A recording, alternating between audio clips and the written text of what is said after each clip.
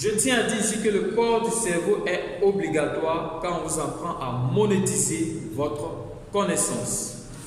Écoute, je sais que tu as déjà entendu parler de monnaie électronique, de crypto-monnaies comme le Bitcoin, l'Ethereum, Binance et consorts, sans réellement comprendre sur quoi servaient ces monnaies.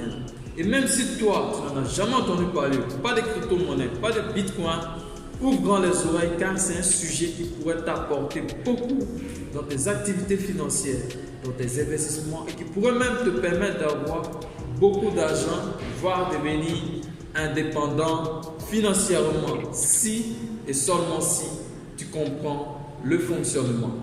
Sur cette chaîne, je te donne le mystère caché de la crypto-monnaie de A à Z à travers une série de formations gratuites pour les débutants. Si tu es débutant et novice dans le domaine de la crypto-monnaie, cette vidéo-là, elle est pour toi. Commence déjà à t'abonner, active la cloche de notification et n'oublie pas d'appuyer sur le pouce bleu et de partager la vidéo car c'est comme ça que je vais me faire connaître. Et si tu restes jusqu'à la fin de cette vidéo, j'ai une question très pertinente pour toi qui pourra éveiller quelque chose en toi. Et on se retrouve maintenant après le générique.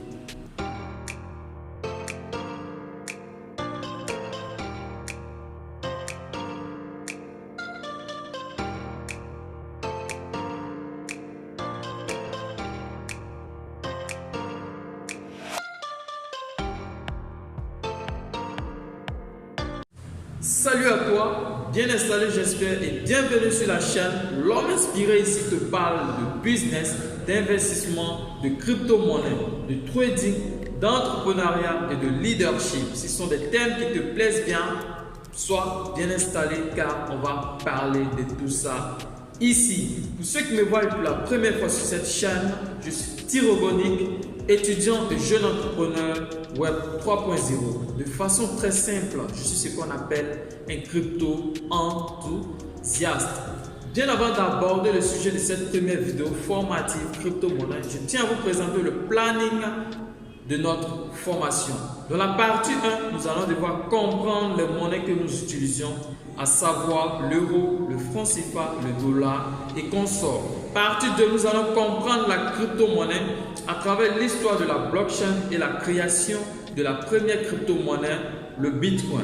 Dans la partie 3, nous allons voir les crypto-monnaies les plus célèbres et les plus utilisées, à savoir les coins et les altcoins. Dans la partie 4, les débutants, nous allons voir comment vous pouvez investir dans la crypto-monnaie et espérer avoir de l'argent avec votre investissement en toute sécurité. Du coup, dans cette vidéo, nous allons voir du début jusqu'à la fin ce que c'est que la monnaie et comment la monnaie fonctionne. Mais avant de continuer, je tiens à vous partager deux points essentiels. C'est qu'il faut impérativement comprendre la monnaie qu'on a sous la main avant d'essayer de comprendre la crypto-monnaie, car là, on saura ce qui est vraiment important et si la crypto-monnaie a sa place dans notre vie. Deuxième point que je voulais partager, c'était de vous faire savoir qu'il y a une faille dans le système financier où nous sommes avec les monnaies que nous utilisons. Et je vais aborder cette faille-là. Vous saurez que c'est une faille qu'il faut totalement éviter. Sans donc plus tarder, on passe à notre formation d'aujourd'hui. Parlons de monnaie. Disons que la monnaie est un moyen d'échange et c'est pas elle qu'on estime la valeur d'un objet. Vous êtes d'accord avec moi? C'est aussi par le fait que nous croyons en l'argent que l'argent a sa place dans notre vie. C'est aussi parce que l'or garantit chaque bien. Car oui, pour chaque bien imprimé, il existe une quantité d'or qui garantit ces biens-là. C'est ce qui donne encore plus de valeur à l'argent. Et ce qui met encore plus de sécurité, c'est la confiance dans le gouvernement. Si déjà vous avez compris cette partie, on va essayer maintenant de comprendre comment les monnaies sont émises. De façon très simple, les monnaies sont émises par les banques centrales et les banques commerciales. Et son émission est infinie. Oui, je dis bien, l'émission des monnaies est infinie. C'est-à-dire que à chaque fois que le soleil se lève et que le soleil se couche, les banques continueront à émettre des billets, et ce jusqu'à la fin des temps, pour ne pas dire jusqu'à l'éternité. Et c'est là le problème. Si vous n'avez pas encore compris, je vais vous expliquer ça de façon très simple. Imaginez donc qu'on trouvait de l'or à chaque coin de rue comme on trouve du sable partout. C'est sûr que l'or n'aura pas sa valeur. C'est parce que l'or est rare que l'or a de la valeur. C'est la même chose avec les monnaies que nous utilisons.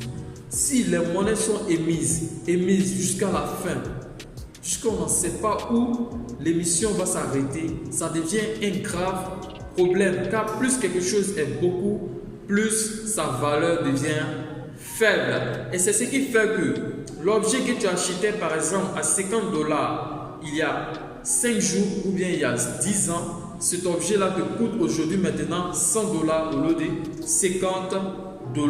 C'est ça qu'on appelle l'inflation. Et ici, il faut savoir que l'inflation est causée par la politique monétaire des banques centrales et c'est ce qui crée la faille dans le système financier. Et depuis son histoire, nous avons connu deux grandes crises qui prouvent cela. Nous avons la crise de la bulle Internet de 2004. En disant de l'intervalle 2001-2004, nous avons connu une grande crise où tout le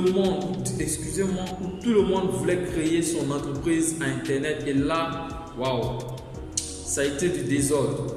Nous avons aussi la crise immobilière de 2008, pour ne pas dire la crise des subprimes, comme les Américains le disent. Ces deux crises-là prouvent que nous sommes trop dépendants de l'ancien système financier et ce système-là est en train de nous détruire sans qu'on ne le sache.